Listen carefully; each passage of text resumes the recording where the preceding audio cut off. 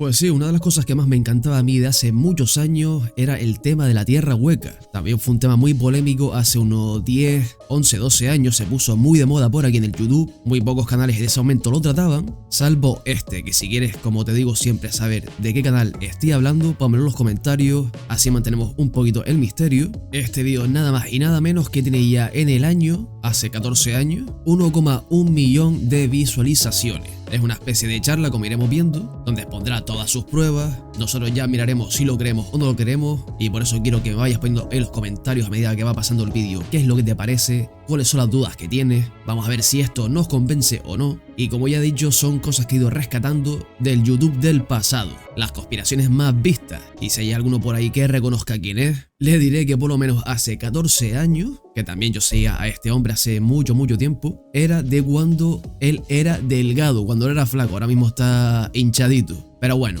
vamos para allá, tierra hueca. ¿Veis? El título de esta ponencia es muy evidente. La tierra es hueca. Supongo que para muchos de vosotros el hecho de que yo alegue que la tierra es hueca puede ser una idea más o menos peregrina. No obstante, a lo largo de unos cuantos minutos voy a intentar demostraros que las posibilidades de que la Tierra sea hueca y que vivamos en un mundo hueco, de que todos los planetas del universo sean huecos, de que las galaxias y de todos los orbes que hay en este gran cosmos son huecos, quizás sea algo más que un mito.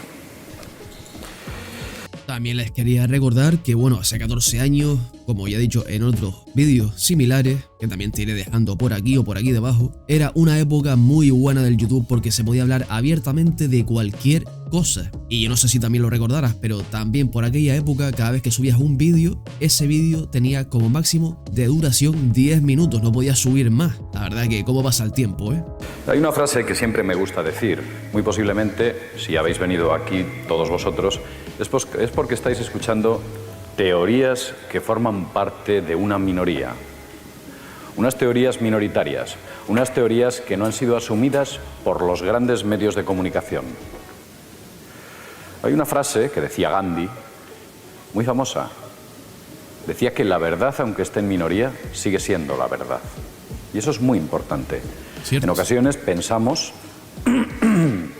que esas verdades, entre comillas, que nos transmiten los grandes medios de comunicación de masas, son férreas e inamovibles. Por contra, pensamos que las pequeñas teorías, que en muchas ocasiones son revolucionarias, pensamos que son falsas, porque única y exclusivamente nos limitamos a traducir la intensidad del eco social que se está dando a las mismas. Y me surge una pregunta, ¿la sociedad en la que hoy en día vivimos, en la actual, cada vez es más estúpida? ¿Cada vez piensa menos? Coméntamelo. Es por ello que una idea, aunque esté en minoría, puede ser una gran verdad. Los dogmas geológicos, a lo largo de la historia de la humanidad, han ido evolucionando. Unos derrumbaban a otros. Pitágoras asentó que la Tierra era plana. Pitágoras estaba absolutamente convencido y él dio sus explicaciones. Unas explicaciones más bien filosóficas. Vamos desde la base. Fue Eratóstenes quien descubrió que la Tierra era una esfera. Eso sí, aquí creo que no va a hablar nada de la tierra plana, que eso ya vino mucho después de la tierra hueca. Y concretamente en el siglo I, cuando Plinio el Viejo asentó esta idea. Esta idea se quedó firmemente apuntalada para el resto de aquellas personas que vivían en el mundo conocido de entonces. También se creía que durante el siglo XX la gente del medievo era estúpida y pensaban que la Tierra era plana. Ya en el medievo sabían perfectamente que la Tierra era una esfera, mucho antes de que Colón descubriese América. Ahí está. Esa idea ya circulaba claramente. Esto, evidentemente, el hecho de que aquellos hombres fueran ignorantes era falso, ya que desde hace 2300 años se especula sobre la idea de la esferidad de la Tierra. Ha habido muchas teorías que han sido derrumbadas, cambios, morfologías, etc. En total, han pasado 19 siglos desde que se estableció la esferidad de la Tierra. Este es Alfred Wegener. Alfred Wegener era un geólogo. Este hombre propuso una idea revolucionaria. Un buen día, al observar el mapa mundi que su profesor le estaba enseñando, se dio cuenta que las placas tectónicas de Europa, América, de África, encajaban perfectamente. Esa idea se la transmitió al profesor y le dijo que quizás en algún momento dado de la historia aquellos aquellos continentes estaban unidos, y esa unión posteriormente la denominó él llamada, siguiente, Pangea. Bueno, vamos viendo cómo poco a poco nos va introduciendo desde la base las cosas que se pensaban hace 2000 años hasta poco a poco la época actual para explicar todo el tema de la tierra hueca. Pero claro, nosotros nos imaginamos la tierra hueca como supuestamente nos lo han pintado muchos investigadores o pseudo investigadores, que hay enormes ciudades, enormes continentes bajo tierra. Es un poco difícil de imaginar, pero cierto es que muchas ciudades por debajo tienen otras ciudades mucho más antiguas, como en París, por ejemplo. Pero no necesariamente es de la tierra hueca, sino es un ejemplo más o menos para poder entendernos. Pero claro, son cosas un poco locas cuando las escuchas por primera vez, pero yo siempre me pongo en la situación o en la postura. El no de lo imposible siempre lo tenemos por delante, pero a veces deberíamos de situarnos en el ¿y si realmente hay? ¿Y si realmente existe? ¿El ser humano lo ha descubierto todo en la Tierra? ¿Sí? ¿No? A veces es muy sano ponerse en las dos posturas para pensar en diferentes opiniones o imaginar diferentes escenarios. ¿Por qué no existe la Tierra hueca? ¿O por qué sí existe la Tierra hueca? Desarróllalo. Aquel profesor de primaria que le escuchaba se reía de él.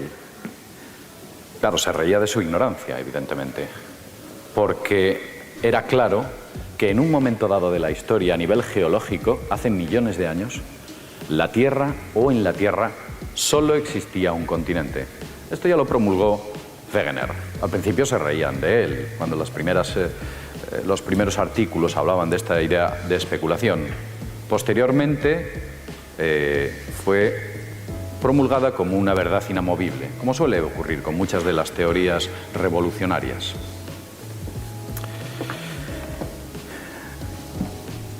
Decir que la Tierra es hueca es algo más que un atrevimiento, es una osadez. Pero cuando yo digo que la Tierra es hueca, voy a explicarme exactamente a qué me refiero. Siguiente imagen. Cuando yo digo que la Tierra es hueca es que la geomorfología de la Tierra es semejante a una esfera hueca, una especie de pelota de tenis cortada por la mitad, y podríamos ver en esa sección a lo que me estoy refiriendo. Hueca, es una oquedad. En el centro de esa esfera brilla un sol central. En la parte interior de esa esfera existen los mismos elementos geológicos y climáticos que en la parte exterior. Aquí empezaríamos ya con las cosas súper locas, pero claro, también es lo que explica mucha otra gente, la formación de las estrellas, cómo se forma una estrella, cómo se forma un planeta. A veces hay que rebuscar bien para poder entender cierto tipo de cosas. ¿Es una locura lo que está diciendo este hombre? ¿Sí? ¿No? Vamos a ver. Hay ríos, mares, continentes. Lo que no hay es noche. Eso ya no tengo ni idea. Ya eso ya me resultaría un poquito difícil explicarlo o imaginarlo, ¿no? Una tierra dentro de la Tierra. Eso no existe en la parte interior de la Tierra. Existen dos aperturas polares, una situada al norte y otra situada al sur. Están en ambos polos geográficos. Pasemos a la siguiente imagen. Esta idea, que puede que algunos de vosotros piensen que yo me la he inventado o que la he sacado de alguna especie de leyenda o de viejas mitos y tradiciones, no es algo que nazca en el siglo XX. Es una idea que importantes científicos ya proponían. Tenemos aquí a Kepler. Kepler fue un astrónomo, un gran matemático. En su libro Somnia, un libro bastante desconocido, él proponía y aseguraba que los astros y la luna debían ser huecos. Aquel hombre ya sabía e intuía que era imposible que los orbes fueran macizos. Este es Edmund Halley. Posiblemente todos vosotros, o gran parte de ustedes, hayan oído hablar del cometa Halley. Halley fue un gran hombre, un hombre que vivió en el siglo XVII. Fue un matemático, un astrónomo. Descubrió la periodicidad del cometa que lleva su nombre. Vamos, que está nombrando a los grandes de la ciencia, a los grandes de la historia, los más destacados para poder explicar todo lo que dirá a continuación. Este hombre hizo muchas cosas que por entonces, sin tener ordenadores, ni tablas, ni sistemas especializados, pudo redactar la primera carta de declinación magnética. La verdad que eso sigue romperse Calculó la cabeza, la excentricidad planetaria. En aquella época. Calculó los movimientos de las estrellas. Calculó las primeras tablas de mortalidad del mundo. Era un estadista, este hombre también. Dirigió durante muchos años el famoso observatorio de Greenwich. Pero este hombre, aparte de todo esto, Edmund Halley, propuso que la Tierra tenía que ser obligatoriamente hueca, no podía ser maciza. Aquí tenemos a Euler. Todo el mundo conoce a Euler. Leonhard Euler, el siglo XVIII, otra mente privilegiada, un gran hombre. Este hombre, que también era astrónomo y matemático, proponía ya entonces que la Tierra obligatoriamente tenía que ser hueca, no podía ser maciza. Ha habido más gente. Hombre, también habría que ver en la época la competencia de esta gente, porque me imagino yo que también habrían otros grandes que discutirían el tema de la Tierra hueca. Eso también hay que pensarlo y tenerlo en cuenta, ¿eh? Por ejemplo, Sir John Leslie, en el siglo XVIII y XIX, un inventor, un científico, matemático y astrónomo, aseguraba que la Tierra era hueca. Bazin y Sherbakov, otros dos científicos que a lo largo de los años 70 hicieron una serie de cálculos científicos por los cuales llegaron a la conclusión de que la Luna era un extraño cuerpo que no podía estar ahí de manera natural, debido a sus proporciones, debido a sus cráteres, debido a su geología. Sobre la Luna, ¿qué nos habrá dicho, a lo largo de años y décadas y décadas? La Luna artificial, la Luna hueca, que cuando el hombre supuestamente fue a la Luna y aterrizó, la Luna tembló. Montón de cosas han dicho sobre la Luna, hasta que es una gran nave espía. Y a otras muchas circunstancias, llegaron a la conclusión de que la Luna, ellos decían que era artificial. Eso. Que se comportaba de manera artificial, no podía estar ahí. Estos dos científicos eran unos hombres tenían un gran renombre, una gran reputación, y sin embargo propusieron esta audaz idea. Esa Luna era hueca, era una nave. Quizás lo que ellos no podían o no llegaron a pensar es que esa Luna era un orbe hueco, como la Tierra. El doctor Clifford Wilson, también otro gran hombre, muy ligado a la matemática y a la astronomía, John Wilkins en el siglo XX, todos grandes hombres. Robert Boyle, todos habrán oído hablar de Boyle, el famoso científico que promulgó las leyes de los gases que llevan su nombre. Sir Christopher Wren, el profesor Sikorsky, este es contemporáneo. Sikorsky, incluso se enfadaba, se ponía frenético cuando le decían que la Tierra era maciza. Él decía, eso es absurdo, hagan números, calculen ustedes. Es imposible que la Tierra sea maciza. Hay muchas circunstancias que hacen que sea imposible que nuestro planeta sea macizo. Hombre, incluso hasta el día de hoy, si nos ponemos a pensar en lo que es el espacio exterior fuera de la Tierra, porque muchas veces no nos paramos a pensar que estamos supuestamente ahí flotando y girando matemáticamente en una sintonía súper correcta, pero eso es lo que nos han enseñado durante toda la vida. Pero claro, estamos tan metidos en nuestro bucle diario de casa a trabajo, trabajo a casa, fin de semana salgo, fin de semana no salgo, que pensar que estamos ahí flotando en el espacio y que tenemos satélites orbitando, la verdad que es un poco loco si te paras a pensarlo detenidamente. Pero bueno, cositas que se me van ocurriendo, así que quiero saber tus opiniones, tus pensamientos, escríbemelo por aquí. Y con las características geológicas internas que se proponen. Otro importante hombre es el doctor Gordon MacDonald de la NASA, a quien cuando hacía los cálculos gravitacionales de la gravedad que tenía que tener este planeta, a él no le salían. Él decía que la gravedad de este planeta, si fuese macizo, tenía que ser muchísimo mayor. Era imposible que estuviésemos viviendo con una gravedad como la que tenemos si este planeta fuese macizo. No le salían los cálculos. Siguiente imagen. Aquí tenemos al doctor Alfred Bath. Fue director del Instituto Smithsoniano, es toda una entidad dentro de los Estados Unidos, una entidad científica. Es el que tienen a ustedes a la derecha, a su derecha. Se tomaba muy en serio que la Tierra fuese hueca. De hecho, este hombre tenía una gran influencia dentro de la NASA. Hizo una fuerte presión para que NASA emprendiese una investigación sobre la oquedad de la Tierra en el año 1974. También tenemos que decir que mucha de la gente importantísima que trabaja en la NASA pertenece a un montón de grupitos poderosos, club de hombres poderosos, y bueno, también cuando todo esto viene y súper defendido por esta gente también hay que sospechar un poquito. Pero bueno, solo dejo ahí la duda. Lógicamente también habrá gente buena en la NASA trabajando ahí. Aquellos estudios se llevaron a cabo, pero lo que no se dijo y se mantiene en el más absoluto secreto fue el resultado de aquellos estudios. NASA nunca los dio a conocer. Otro hombre, el doctor Sean Salomon, director del MIT, del Massachusetts Institute of Technology, es una especie de Everest de la ciencia universal, de la ciencia mundial. Él utilizaba una frase muy curiosa.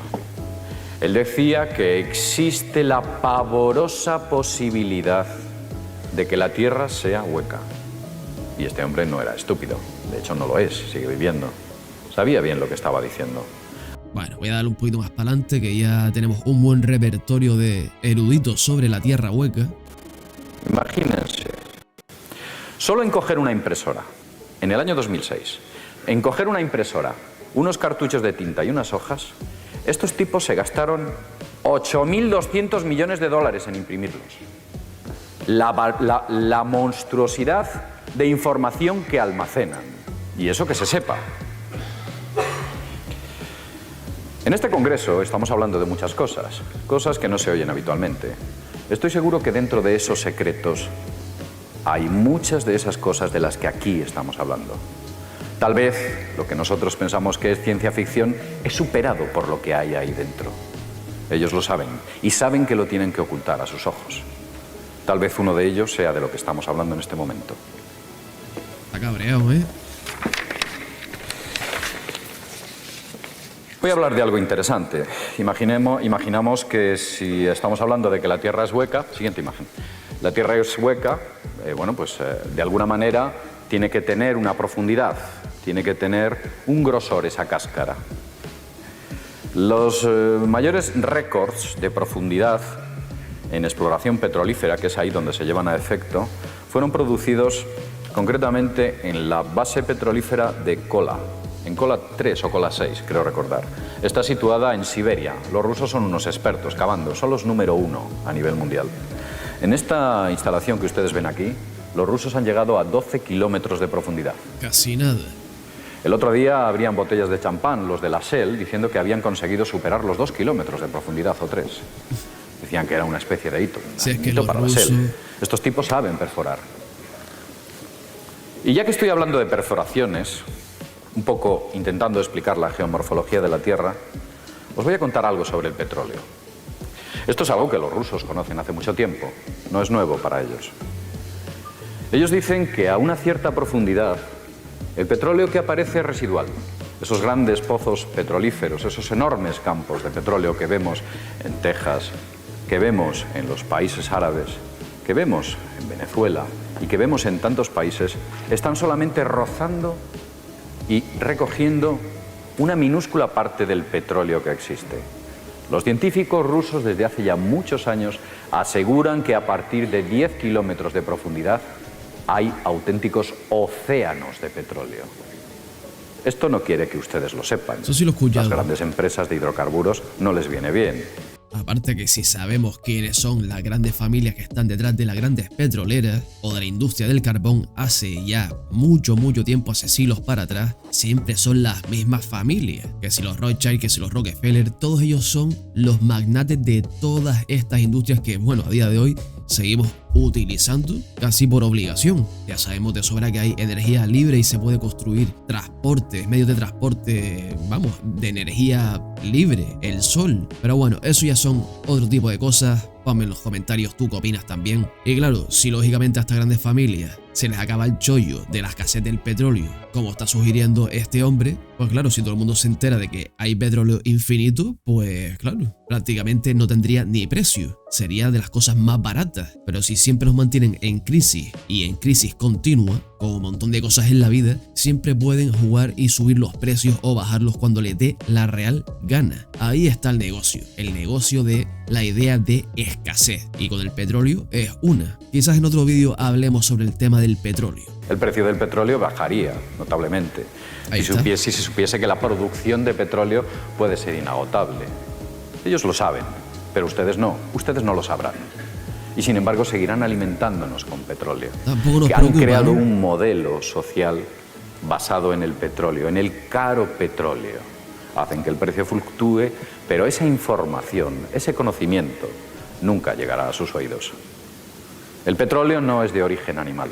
Hay mucha gente que piensa que el petróleo es una especie de residuos fósiles que con los años se han transformado en petróleo. Eso es falso.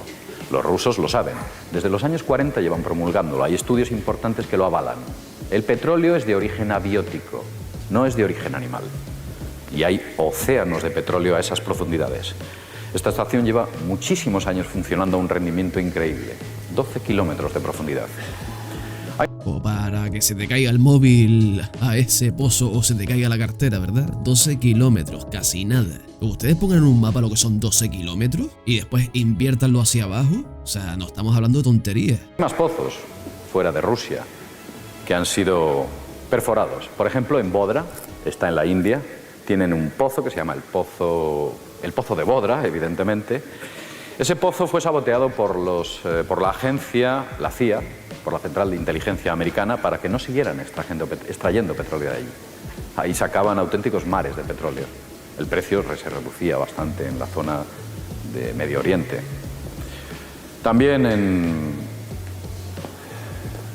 creo recordar que era Vietnam, hay un pozo que se llama el Pozo del Tigre, un pozo diseñado por rusos que está operando a entre 6 y 8 kilómetros de profundidad, que desde luego es inagotable. El petróleo que está dando es sencillamente inagotable. Y se pensaba que estaba muerto aquel pozo. Es que claro, si después te pones a investigar o a indagar, si lógicamente esto es real, pues claro, te pones a mirar en un mapa donde hay menos escasez y a cuánto están perforando, y yo creo que básicamente ahí pues tendrías la respuesta. Y también sobre todo si en esos pozos donde son de más kilómetros, el petróleo o lo que sería la gasolina es más barata que en otros lados. Al fin y al cabo son un par de datos que nos darían muchas respuestas a ciertas cuestiones muy interesantes. Pero cuando empezaron a perforar hacia abajo descubrieron que aquello no se acababa. Entonces nos damos cuenta que eso que nos están contando de la geomorfología de la Tierra y de cómo está compuesta quizás no sea tan cierto. Hay muchas cosas que nos ocultan porque hay grandes intereses económicos. Y sobre esos intereses económicos hay otros que son sociales, pero quizás iríamos demasiado lejos si hablamos de ello. Supongo que a todos ustedes les gustará saber cómo se ha descubierto que dentro de la Tierra hay una capa de hierro, una capa de níquel, una capa de selenio, las diversas capas con las que son conformadas la Tierra. ¿Cómo han llegado a esas conclusiones los científicos? Si tenemos en cuenta que el pozo más profundo es de 12 kilómetros, no han rozado más que la superficie. No han ni siquiera arañado la cáscara. Entonces, para ello utilizan unos sistemas de radar bastante complejos. Son ondas de baja frecuencia. Estas ondas las aplican hacia la Tierra, hacia el interior de la Tierra, y dependiendo del eco que devuelven, ellos son capaces de decir, aquí hay hierro, aquí hay tal sustancia o cual sustancia. Ese es uno de los experimentos con los cuales dicen que el HAARP opera, para hacer tomografía de penetración dentro de la Tierra. El famoso HAARP, esas armas invisibles que tienen prácticamente todos los gobiernos alrededor del mundo. Armas que, si no recuerdo mal, son electromagnéticas, pero que no tienen pinta de armas, sino que son un montón de paneles en un campo que envían esas frecuencias, esas señales hacia arriba, va rebotando, y siempre se ha dicho, o hace un montón de años se ha dicho, que eran famosas porque provocaban los famosos tsunamis de hace montón de montón de años, grandes cambios en el clima, grandes inundaciones, grandes huracanes, cosas súper locas, como a mí lo que pasó en Fukushima, ese tsunami, ese gran terremoto muy calculado en un sitio, en un punto muy concreto. Hay vídeos por ahí al respecto y ya lo hemos hablado hace mucho. Si no me olvido, te lo dejaré por ahí. Pero mira, no pensaba yo que también eso lo utilizasen para ver qué hay debajo de la Tierra. Posiblemente lo haga, pero es una excusa peregrina para las posibilidades que el HAARP tiene. Los expertos utilizan 3 ondas, la L, la P y la S.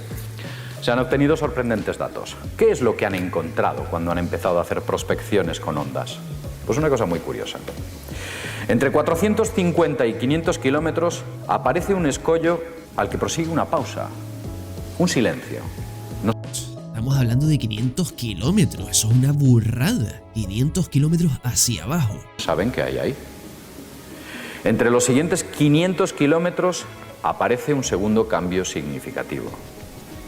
Pero a partir de 1000 kilómetros de profundidad, los resultados, según los científicos, son denominados imposibles. Entonces, utilizando una serie de explicaciones muy abstractas, nos intentan contar que la formación interna de la Tierra es de níquel, hierro, una especie de nife, que es totalmente absurdo, todas aquellas explicaciones que dan, sencillamente porque lo que están escuchando es nada, no escuchan nada, no saben qué hay a partir de 1000 kilómetros, oyen ruido blanco, no oyen nada. Y entonces lo que nos cuentan son cosas que no tienen sentido, pero la ciencia oficial sabe encontrar sentido para muchas cosas y, evidentemente, apuntalada con los medios de comunicación, son lo suficientemente fuertes como para convencer al resto de las sociedades. Hombre, eso sí es verdad, pero bueno. Con lo cual, ¿qué hay a partir de 1000 kilómetros? ¿Tal vez nada? ¿O empieza ese mundo interior será del más que estamos líquido, haciendo referencia? menos tenso? Asimismo, hay otra cosa que es sencillamente alucinante. La ciencia dice que cada 30 metros de profundidad la temperatura aumenta 10 grados. Lo leo. Teniendo en cuenta que hasta el centro del planeta hay 6.500 kilómetros de profundidad, la cifra de temperatura en su centro supera los 220.000 grados. Una temperatura superior a la corteza solar. Eso no se lo cree nadie.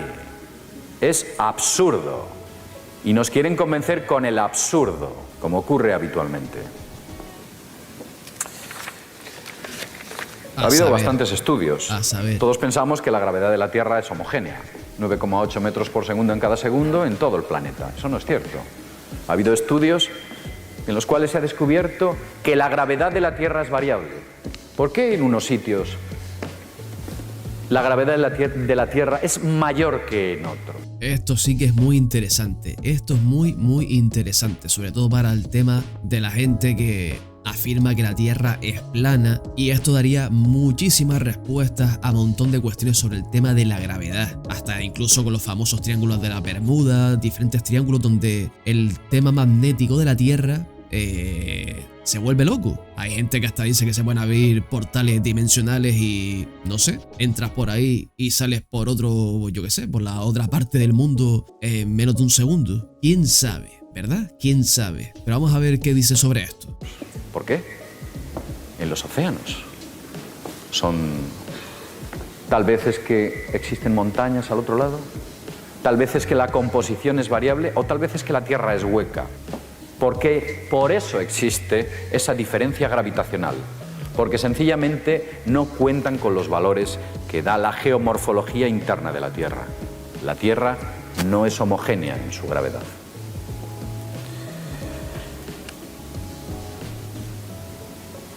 Ha habido muchos exploradores. Nosotros, cuando hablamos de estas cosas y estamos diciendo que en los dos polos de la Tierra existen dos cavidades, en la zona norte y en la zona sur, bueno, pues ustedes saben que ha habido gente que en su día hizo importantes exploraciones al Polo Norte y al Polo Sur.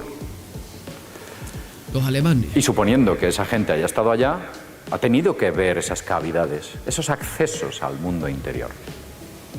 Pues sí, los han visto. Y ellos han hablado de esas cuestiones. Desde Roald Amundsen, un importante explorador noruego, quien curiosamente falsificó las cartas y los mapas de la Antártida sencillamente para anexionársela a Noruega. Algo curioso sobre esto es que ya estamos hablando de épocas más actuales donde existía la fotografía, los vídeos no sé si estarían al mismo nivel que las fotografías, la calidad, pero claro, es que al final, que yo recuerde, no hay fotografías de lo que están hablando, de lo que están explicando o de lo que están describiendo. Lógicamente también, si esto es verdad al 100% o casi al 100%, pues lógicamente si pensamos en cómo está dirigido todo este planeta, la sociedad, los gobiernos y demás, pues claro, tiene dos opciones. Una, que esas fotografías sean públicas y que sean tan increíbles que la gente ni se lo llega a creer, que también es otra táctica de distracción, o al revés, que sea tan fuerte lo que sale en ese contenido que o lo mandan para el otro mundo a esa persona y se quedan con todo su trabajo, con todas sus pruebas, o directamente no lo mandan para el otro barrio, lo dejan ahí en la pobreza absoluta, pero sí se quedan con todo su trabajo, como pasó con Nikola Tesla. Vamos a ver qué sigue diciendo. Noruega. Ha habido importantes explicaciones sobre los fenómenos extraños que han encontrado en la zona antártida. Este que ustedes ven aquí es Fridtjof Nansen. Escribió una obra que se llamaba Farther North. Hacía frío ahí, ¿eh? Fue una obra publicada ya por el año 1900. Por entonces las exploraciones polares eran muy duras. No había los medios técnicos que existen ahora, evidentemente. Lógico. Él, en aquella obra, en Farther North, estuvo en la Antártida, cuenta cosas muy extrañas. Él dice, sentía que me estaba extraviando y durante casi un año, aquellas exploraciones duraban, sentí que no era capaz de localizar un rumbo adecuado. Él afirmaba que mientras avanzaba hacia el polo, hacia el centro del polo, el clima se hacía más suave y la brújula se tornaba inservible. No le valía la brújula. Encontró tormentas que arrastraban polvos de arena. En la Antártida no hay arena. En la Antártida hay hielo y son polvo de hielo. Sí, claro, pero también tendríamos que mirar en qué época fue, porque todos sabemos que desde África se levantan vientos muy fuertes que cruzan todo el Atlántico y llegan incluso hasta el Amazonas. Y muchas plantas y árboles y especies se polinizan gracias a todo ese polvo. O sea, la Tierra es un gran ser vivo que sabe gestionarse incluso a cientos y cientos o miles de kilómetros. Así que un poco a lo mejor quizás ese polvo vaya usted a saber. También en aquella obra, en Farther North, dice que encontró huellas de animales parecidas a las de un zorro, pero no era un zorro. Él hablaba que finalmente tuvo que retornar sobre sus pasos nuevamente para que apareciesen aquellos vientos helados y posteriormente su brújula recobró la verticalidad, porque la brújula se elevaba, apuntaba hacia algún punto del espacio que desde luego no era el suelo. Sencillamente porque el señor Nansen había entrado en la cavidad polar y él no lo sabía.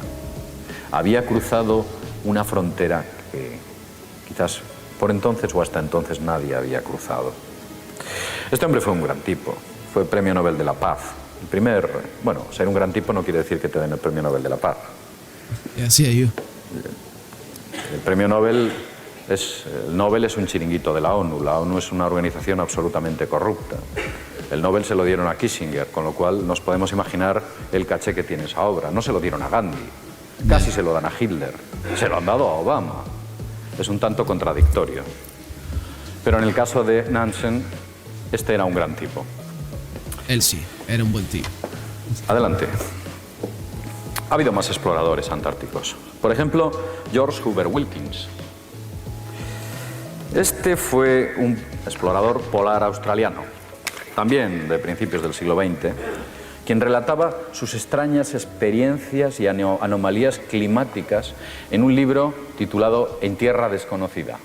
Y ahora yo me hago una pregunta. Ahí no había cambio climático, ¿no? Ahí no estaba todavía el tema de... ¿Se acuerdan? El agujero de ozono, la capa de ozono. ¿Qué pasó con eso? Ahí se lo dejo. Pero bueno, yo creo que es interesante esta charla que está haciendo este hombre. También hablaba de zonas en las cuales existía una pequeña vegetación. Cuanto más se acercaba al polo, en vez de enfriarse el clima se tornaba más suave. Había vegetación, algo incompatible. Y sin embargo, eso es lo que contaba este hombre. Siguiente imagen. Seguramente muchos de ustedes conozcan a este personaje. Es Richard Byrd. Richard Byrd fue un héroe en los Estados Unidos. Fue el primer hombre en sobrevolar el Polo Norte. El americano. A la altura de Lindbergh fue todo un personaje. Posteriormente le hicieron almirante. Entre 1920 y 1930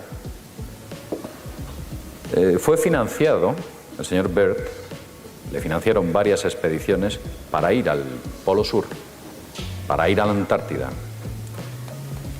Y voy a decir algo curioso. También me suelo hacer alguna que otra pregunta, y es que ¿por qué todos siempre van al Polo Sur y al Polo Norte casi nunca hay historias y cosas de esas? Siempre es al Polo Sur. No sé, es algo, a lo mejor sí lo has escuchado, pero creo que la gran mayoría son del Polo Sur. Y otra cosa muy importante, si te está gustando este contenido y este tipo de vídeos rescatando cosas de hace un montón de años, no te olvides de comentar y lógicamente dar un buen like a este vídeo. ¿Saben quién financió a Richard Byrd para ir a la Antártida en aquella época? Sorpréndeme. John Rockefeller. Mira. Le dio $400.000 de principios del siglo XX.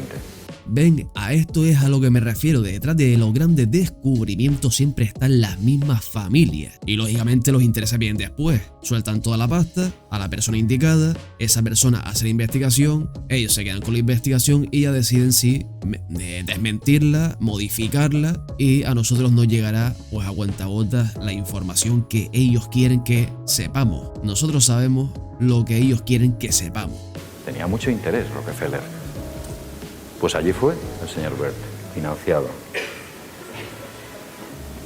Fue también invitado por la sociedad alemana en el año 1938. Los alemanes, antes de la Segunda Guerra Mundial, tuvieron una gran actividad en el Polo Sur.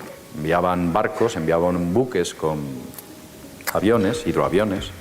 Enviaron grandes expediciones al Polo Sur, hubo grandes exploradores y todos ellos contaban cuestiones muy extrañas. Al señor Byrd le invitaron a la Sociedad Alemana de Investigación Antártica, concretamente en el año 1938, antes de empezar la Segunda Guerra Mundial. A aquella reunión acudieron 84 personas, todos eran exploradores y dentro había también algún militar. Fue Alfred Richter, era un importante comandante de las SS, aparte de explorador. Tal vez en el año 1938, este hombre, Alfred Richter, envió un buque, fue en un buque a la Antártida, un buque en el que llevaba dos hidroaviones, o un hidroavión. En ese hidroavión consiguieron cartografiar nada más y nada menos que 600.000 kilómetros cuadrados de la Antártida, una enorme extensión de terreno. Los alemanes, tío. Aquella exploración, o gracias a aquella exploración, descubrieron que los mapas de Rasmussen estaban o habían sido falsificados para anexionarse la Antártida a Noruega. Y ahí... A saber la de cosas tan falsas que a día de hoy sabemos y que no son verdad. Por lo mismo de siempre, intereses, mantenernos siempre en la máxima ignorancia o en la total ignorancia en la que se pueda. Es increíble, ¿qué pasa con todo en la vida, con todo? Y los alemanes descubrieron que todo era falso. Ellos clavaban banderas con la esvástica nazi para anexionarse al Reich alemán entonces, pues grandes extensiones de terreno antártido. Todas estas cuestiones fueron posteriormente contadas a Richard Byrd por parte de Alfred Richter, quienes eran buenos amigos. Posteriormente, los avatares de la guerra hicieron que se colocasen en bandos distintos. En 1947, Richard Byrd, 2 años después de que acabase la Segunda Guerra Mundial, es elegido como comandante, como almirante de una enorme flota en la cual había submarinos, había portaaviones, todo tipo de... una verdadera flota de barcos, de una flota de guerra enviada a la Antártida. ¿Quién sabe para qué demonios? Lo cierto es que allí enviaron una enorme flota. Alegaban excusas peregrinas, anexión de nuevos territorios a los Estados Unidos, experimentos científicos. Lo que sí que es cierto que ¿para qué llevaban una enorme flota de combate a la Antártida? En la Antártida no había tropas a las que conquistar y los terrenos eran muy sencillos de anexionarse. Pues sin embargo, mandaron una enorme flota a aquella zona geográfica. Él, antes de morir, Richard Byrd hizo unas curiosas declaraciones. Él decía: me gustaría ver nuevamente la Tierra que se extiende más allá del polo. Y la pregunta es, ¿qué es lo que se extiende más allá del polo? Más allá del polo no hay nada. Otro polo. Retomas tu regreso, retomas tus pasos en la otra dirección. Pues él hablaba de una Tierra que se extendía más allá de los polos. ¿Por qué? Porque Richard Byrd accedió al interior de la Tierra, en el polo norte y en el polo sur. Lo hizo en los dos polos. A saber, a saber. Pasemos a la siguiente imagen. Esto que ven aquí es nada más y nada menos que una enorme caverna que existe en la Antártida. Del Google. Si ustedes entran en el Google Earth, verán que toda la Antártida está censurada. Pero hay unos pequeños tramos de la Antártida que no han sido censurados y se les han escapado algunas cositas. Por ejemplo, esta enorme gruta solar. Es fácilmente comprobable con los datos de latitud y longitud que hay ahí. Gruta solar. Pero no solo esa. Esa entrada tiene unos 150 metros aproximadamente desde aquí hasta arriba. Aproximadamente. Bueno, pueden ser cavernas. Pasemos a la siguiente imagen. No tienen por qué necesariamente llegar hasta el centro de la Tierra o, no sé, siempre han habido grutas en grandes montañas, en grandes barrancos, pero no por eso tiene que ser tan hueca como para que hayan civilizaciones dentro. ¿O sí? Escríbeme en los comentarios. Esta es otra de las tomas que a Google Earth se les ha escapado. Otra enorme gruta de acceso en el interior de la Antártida. ¿A dónde accede? Y curiosamente, esta gruta parece que tiene una construcción un tanto artificial. La verdad que esto estuvo guay porque en su época yo recuerdo cuando vi este vídeo, o sea, esto lo estoy volviendo a ver después de hace una burrada de años. Y me acuerdo que en su momento cuando estaba, vamos, el Google Earth básicamente casi recién nacido, yo creo que dieron las coordenadas o por internet se daban las coordenadas de estas grutas y todo eso. Y recuerdo de buscarlo, encontrarlo y, vamos, la felicidad, ¿no? De cuando eres más joven y está todo esto de moda y lo encuentras y te das cuenta de que, coño, es verdad, lo que está hablando pues está ahí. No sé si a día de hoy todavía seguirá estando. ¿Qué demonios es aquello? Tenemos aquí a Gerardo Mercator. Mercator fue un famoso, quizás el más famoso de los cartógrafos. Fue matemático, astrónomo, geólogo, otro gran hombre. Aquellos hombres, aunque vivieron en el siglo XVI, no piensen que eran estúpidos. Aquellos hombres eran tan inteligentes como nosotros. O más. En algunos casos quizá más. No se intoxicaban por la televisión o por los medios de comunicación. Tenían una mente más limpia, más clara, unas ideas más definidas. Mercator era especialista, como ya he dicho, en el diseño de mapas. Fue el cosmógrafo de la corte alemana. Por entonces, el resto de países de Europa se estaban anexionando el mundo. Alemania quería su pedazo de mundo. Y para ello llamaron a Mercator. Necesitamos mapas bien diseñados para que nuestra marina conquiste esa parte del mundo a la cual no hemos llegado. Para ello, Mercator, un hombre astuto, tuvo acceso a importantes mapas diseñados por los mejores almirantes del mundo. Algunos de esos mapas eran ancestrales, unos extraños mapas. Mercator también inventó los paralelos, este modo geográfico, esta medición geográfica que utilizamos en la actualidad, en parte se la debemos a Mercator. Eso sí que era gente lista. Esto es un mapa de Mercator. Esto es la Antártida. ¿Qué hay aquí? ¿Por qué hizo ese dibujo Mercator? Un poco raro, ¿no? La Antártida libre de hielos y una cavidad central a un reino. Pasemos a la siguiente imagen. Esto es una aurora boreal. Todos ustedes habrán visto o oído hablar de las auroras boreales. Las auroras boreales, aunque parezca mentira y en pleno siglo XXI, son un misterio.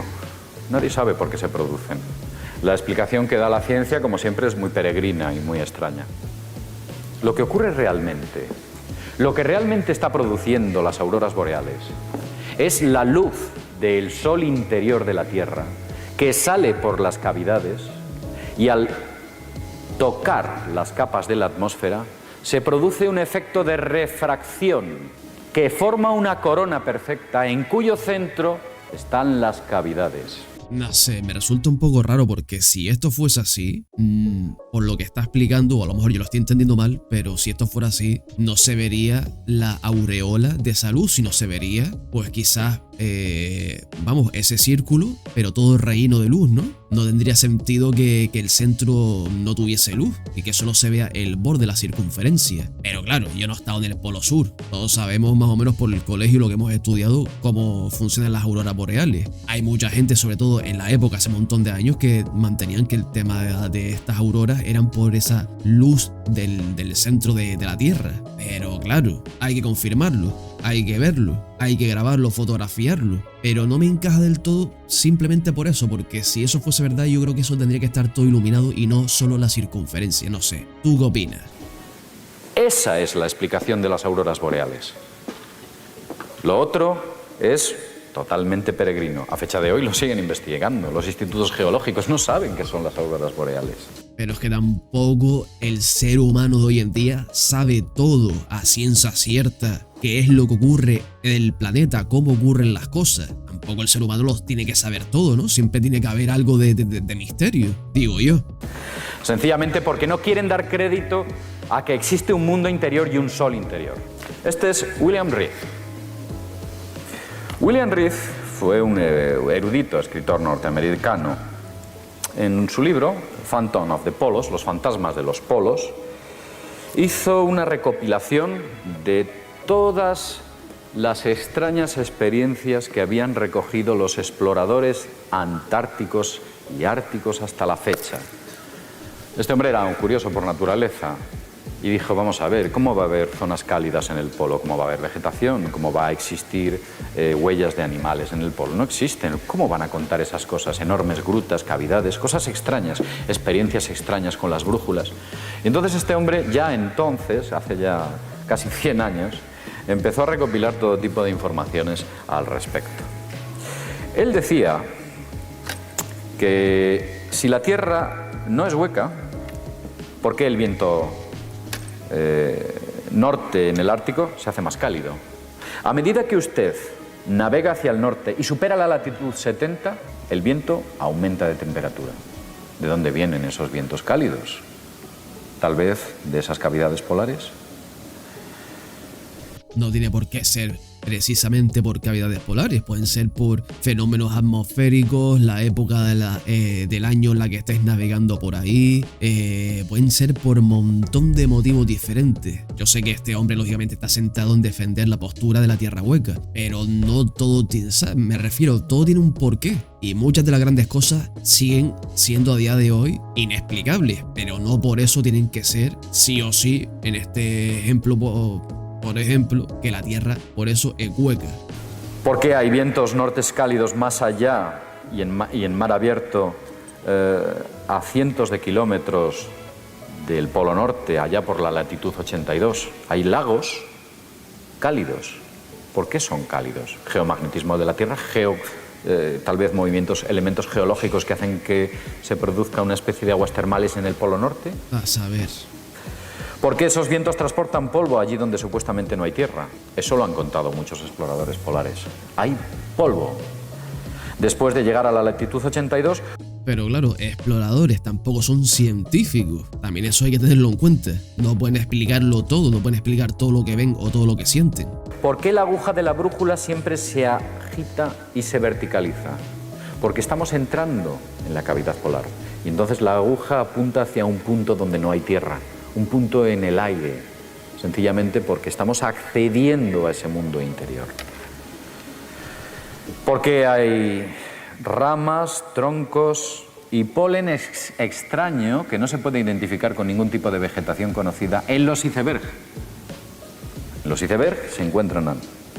Claro, pero también los icebergs son grandes bloques de hielo que llevarán ahí miles de años, o cientos, 300, 400 años, que van como absorbiendo las cosas que van llegando, porque el Polo Sur no es que tenga un muro de contención donde ahí no entra nada, sino está dentro del planeta Tierra, los mares van moviendo cosas, residuos, restos de un montón de cosas naturales o artificiales, se pegan al hielo y eso se queda ahí como si fuera una cápsula del tiempo. Las cosas también hay que, no sé, tiene que haber una balanza, tampoco todo es como lo está contando, o sea, yo lo veo también con otra perspectiva, pero no lo sé. Es el mismo ejemplo que le estaba diciendo antes con el tema del polvo. El Sahara arrastra kilómetros y kilómetros de polvo, de arena, restos de vegetación, no sé. El Polo Sur está también cerca de otros continentes, no está aislado. Ustedes me comprenden. En muchas ocasiones, ramas, troncos y polen.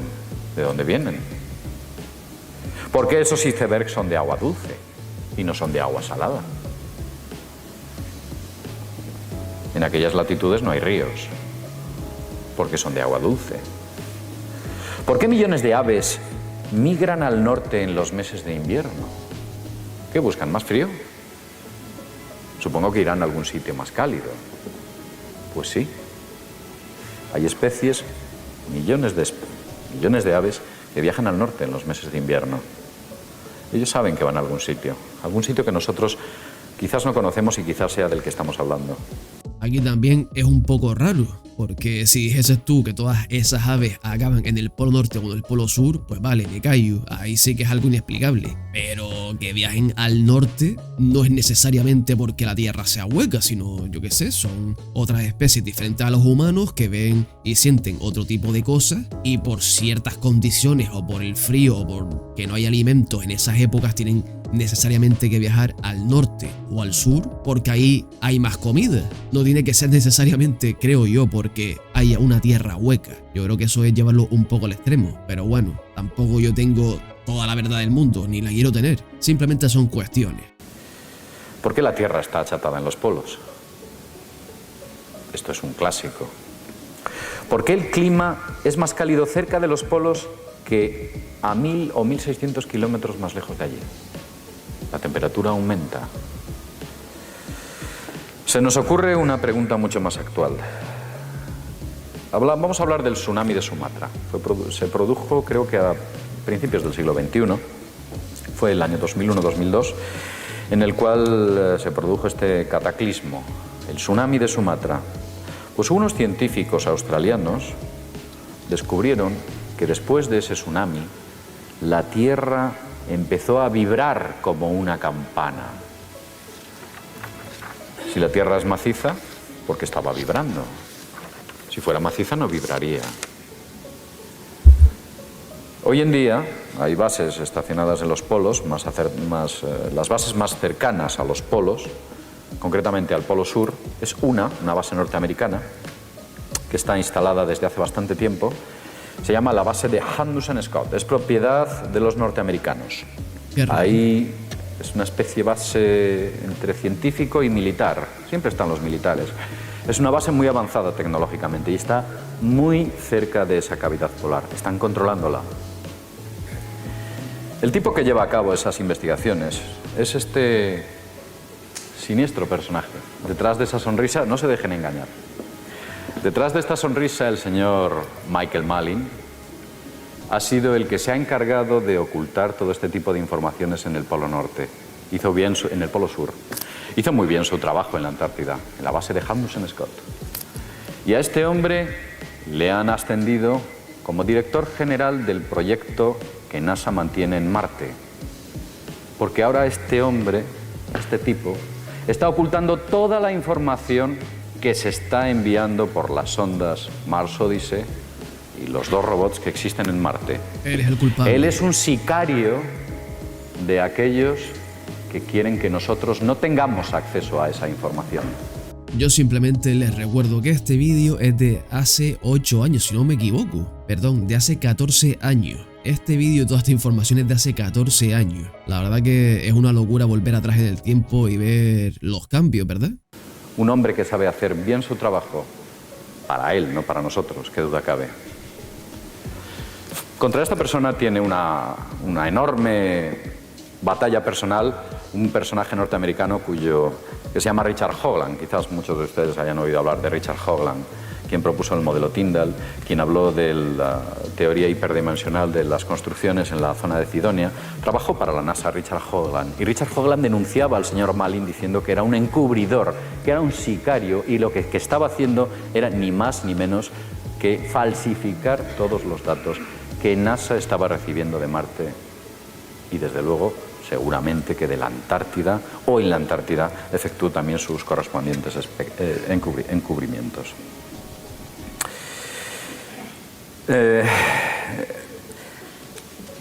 Hay una base española en la Antártida.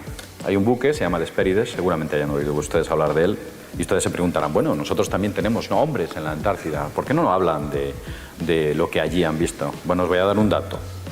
La base de la Antártida, la base española en la Antártida, está situada a 3.000 kilómetros de la base norteamericana. Casi nada, muy lejos. Nos tienen lejos.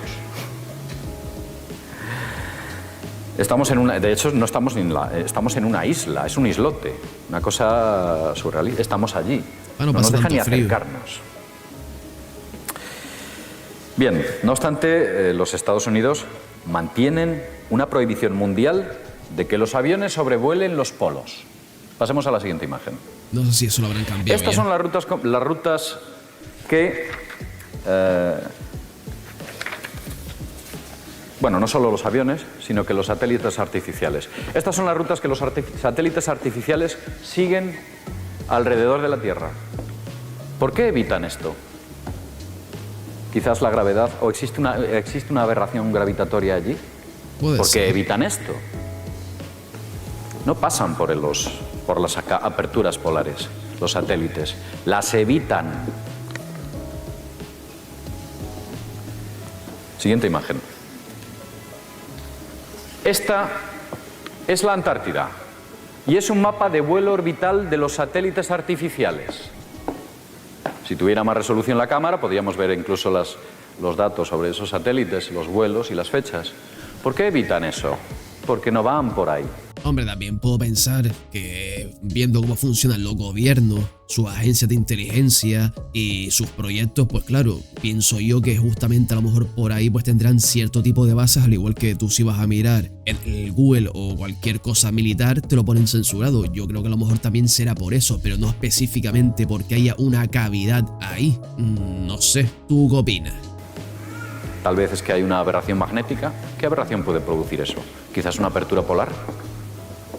Que también habría que ver y comparar si esto también pasa en otras partes del planeta. Y si lógicamente es más accesible para nosotros, pues ir a ver si ahí hay alguna anomalía o no. Porque claro, al Polo Sur pues no puede ir prácticamente nadie o cualquiera, porque es una pasta increíble, y aparte de que tienes que estar preparado para ir hasta el centro del polo. Vamos, ahí yo creo que el frío te congela hasta las ideas. Pero claro, si lo pudiéramos llevar a un terreno más de tierra, a otro continente u otro país donde pase lo mismo, pues sería mucho más fácil intentar buscar una explicación. Vamos a poner un vídeo. Es un vídeo en el que se ve, parece una toma aérea, posteriormente el zoom se revierte y se aprecian ciertos detalles. De esa cavidad que ustedes ven ahí, ese vórtice, se ve una especie de luz interior y un foco que sale. Vemos aquí una especie de antena y una ventana. Una ventana con unos detalles muy curiosos. Una tornillería, etc. Se pensó que era un fake, algo falso. Esta imagen no tenía sentido, alguien la había hecho con el ordenador. Pero había cosas extrañas en ella. Nadie pudo encontrar esa ventana. Todos pensaron que aquello era, pues sencillamente, una toma falsa. Había sido un intento de filtración de la NASA.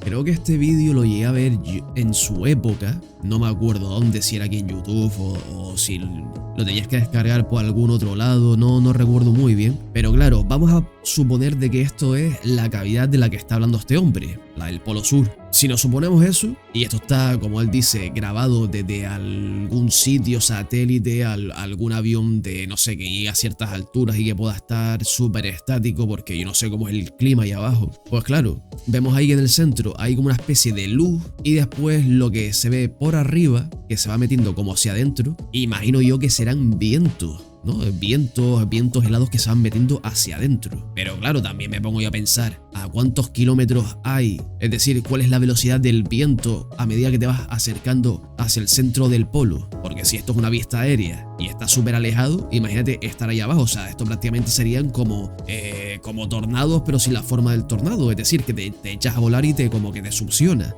No sé, lo veo un poco raro. No sé, ¿tú qué opinas? No le veo mucho sentido a eso. Porque si eso es así, absorbería hasta la gente que está en la costa del Polo Norte, del Polo Sur, perdón, ¿no? Fíjense en lo que les estoy diciendo, fíjense en ese como viento o aire que va metiéndose hacia adentro. Por alguien que quería gastarnos una broma a todos. Lo cierto, y ahora se ven más detalles de esa ventana, es que yo me puse a investigar qué tipo de objeto enviado al espacio por el hombre tenía esa ventana. Y hay uno que tiene esa ventana. La ventana a la que estoy haciendo referencia es esta. Desde el espacio. Desde esta ventana fue grabada. Y este es el transbordador Discovery. El único que tiene esta ventana. Los demás no la tienen. Pasemos a la siguiente imagen. Y esos son los detalles que aparecen en el vídeo.